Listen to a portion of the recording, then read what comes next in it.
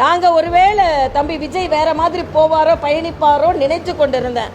ஆனால் ஆரம்பிக்கிறதுக்கு முன்னாலேயே நான் இப்படி தான் அப்படின்னு ஒரு கொள்கை அவர் விநாயகர் சதுர்த்திக்கு வாழ்த்து சொல்லாததும், இருமொழி கொள்கை. நான் தெலுங்கானாவில் இருக்கும்போது தம்பி விஜயோட படங்கள் தெலுங்கில் வெளிவந்தது, தெலுங்கில் விழாக்கள் கொண்டாடப்பட்டது.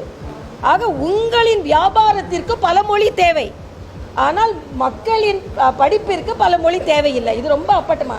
அதில் இருமொழி கொள்கை தம்பி விஜய் வந்து அப்போ நான் தமிழ்நாட்டில் மாத்திரம்தான் என்னோட படம் ஓடும், வேற எங்கேயும் நான் என்னோட படம் மொழி மாற்றமே இல்லை அப்படின்னு சொல்ல முடியாது. இல்லை, அப்போ உங்களுக்கு தேவையாக இருக்கும் பொழுது மாணவர்களுக்கும் தேவை என்பதை புரிந்து கொள்ள வேண்டும். அப்படிதான் தெரியுது. ஏன் போவார்னு என்ன, அவர் தான் சாயலை சாயமாக பூசிக்கொண்டார் இப்பவே.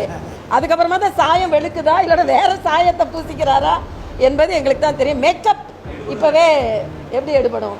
2 பேரும் விடுவாங்களா? திராவிட முன்னேற்ற கழகம் விடுவாங்களா? நான்